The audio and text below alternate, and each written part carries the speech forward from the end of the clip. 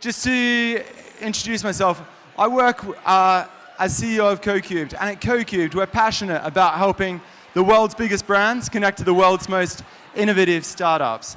And there's never been a more important time to do this. In fact, over the last 12 months, the amount of startups that have started up and the amount of funding that has come into the startup ecosystem has exploded enormously. In fact, just last year, the number of startups in the US went up from 4.4 million in 2020 to 5.4 million in 2021. And 4.4 million was already a record year for entrepreneurship. When it comes to funding, the amount of money that's going into this has over doubled in the last 12 months globally. And so what you could say, I mean, who knows where this will go this year, but what you could say is the amount of innovation that is happening in and around your categories has never been greater. And it doesn't matter which company you are, if you start to look at the amount of money being poured into innovation in the startup ecosystem versus your own R&D budgets, for instance, there's a huge amount of opportunity here for brands to engage with that innovation. So my question for you is, how is your brand embracing disruption? With this world of innovation that is happening beyond your four walls, are you looking at how you might be able to copy what's happening and build that disruption in-house? Are you looking at how you might consolidate through a big acquisition spree? Are you perhaps looking at how you might partner and exploring opportunities there? You see, brands have wrestled with this topic for literally decades. I know when I was at Unilever, we launched the New Businesses Unit in 2009, which was our attempt to engage with the outside world through creating disruption internally.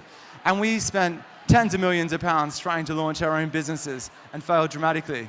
A partnership model worked incredibly well, but I wouldn't say that necessarily future-proofed the business on its own.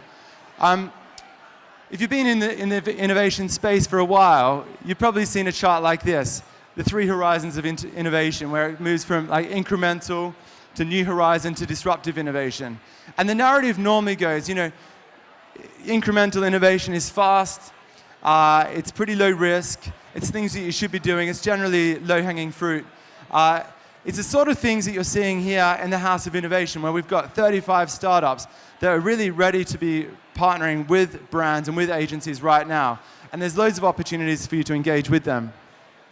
When it comes to disruptive innovation, though, the narrative's always been about, you know, this is stuff that takes a long time, it's very high risk, and it's incredibly high investment. And that was definitely my personal experience from my time at Unilever, where we gave ourselves sort of 5 years to create the future of Unilever.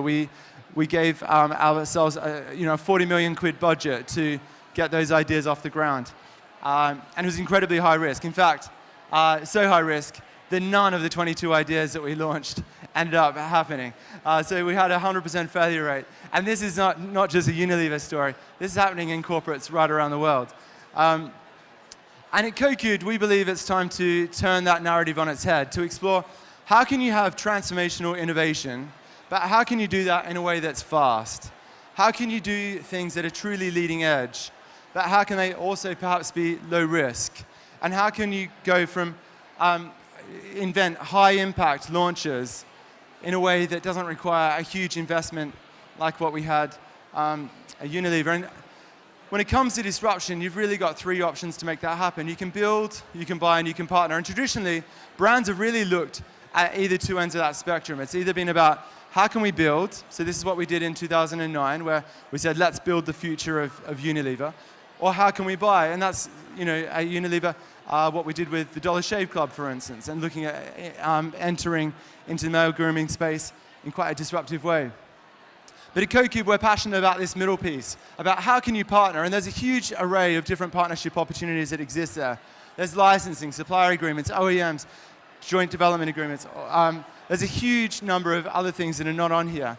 And our encouragement to brands is exploring, well, how could those sort of things perhaps help fast-track your journey into the future? Here's an example of from one of the clients, in fact, from Unilever that we've worked with.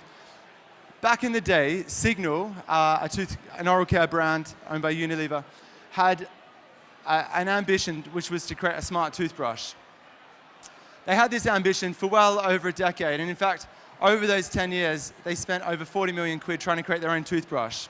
Now, it started in 2009, before iPhones were a thing, as a screen that would go into your bathroom and you'd connect via a cord to your toothbrush and chase out and brush your teeth, and it would track how you were brushing. You'd put a USB card into that and take it to your dentist, as if anyone would ever actually care.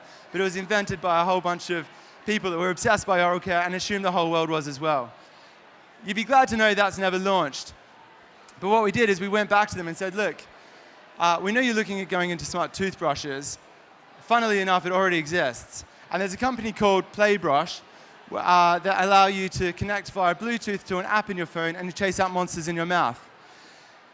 We literally went from introduction to in-market with the Signal Playbrush in 9 months.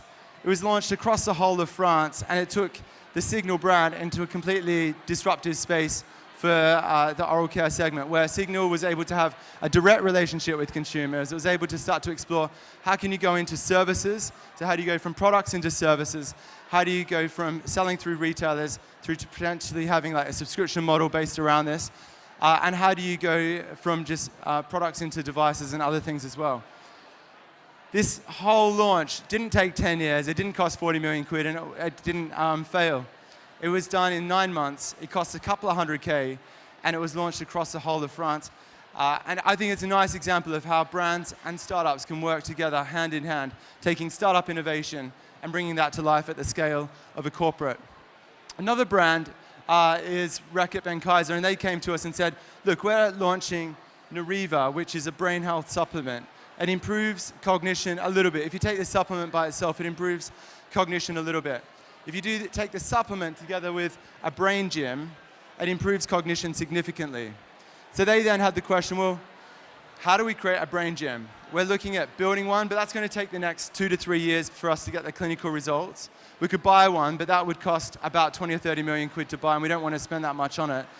And we said, look, they already exist. Let's look at how you can partner. So we did a global search, identified a company called Cognifit, and then literally within their brief to in-market, it took 6 months, and this brain health system was launched across the whole of the US.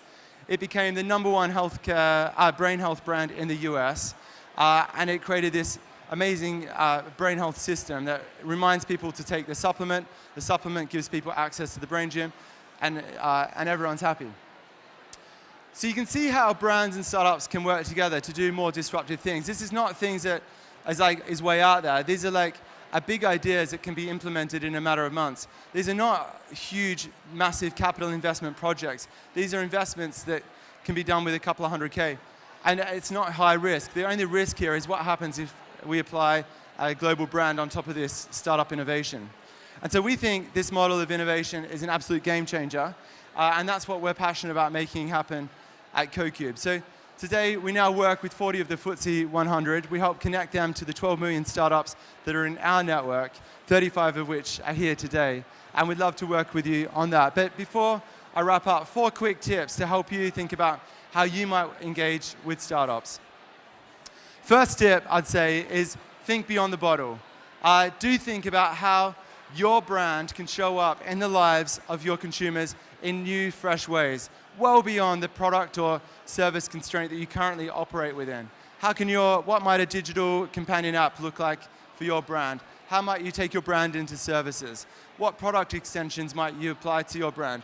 And then think about what are the startups that could help take there. Second thing is when you start to look for startups, really make sure you're finding the world's best. If you go into a process hungry, you end up eating crap. And what we want to encourage you to do is go into that process with a real discipline around how you search and curate those startups to make sure that you've got the best brand in the world working with the best startup in the world.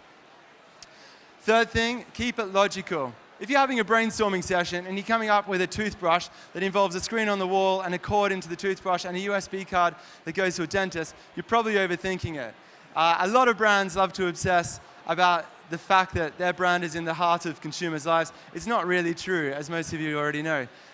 So do think about what's a logical extension that consumers would expect of our brands. That's not always upfront and easy to explore, but that's something that we'd love to work with you on. And then the fourth one is, if you do identify a new green, blue ocean, green field for your brand to go into, then think about how you can partner. The future already exists. The future of your brand already exists. The devices, the services, the experiences that you're looking to take your consumers into already exist. They're part of this global network of 12 million startups. So think about how you can partner first before you look to either build or buy. So that's it from me. If you're interested in this space, though, we'd love to help you on it. It's a service that we call Opportunity Intelligence. It's a solution where we're always on the lookout for new options for you to extend your brand into new spaces. And if that's relevant to you, come and talk to me or to any of the guys in the white lab coats. And thanks, Mark, waving up the back there. And we can talk you through that. But for any of the brands in the room, just one special offer to you. We're genuinely passionate about helping you move into this space. So if you're a brand here and you're thinking about, well, what spaces might our brand be able to move into, and what startups could potentially take us there, we'd love to do a free landscaping piece of research for you to explore where your brand could go, which startups could help, and how we might be able to help you explore that. So talk to the guys in the lab coats and go from there. Thank you very much.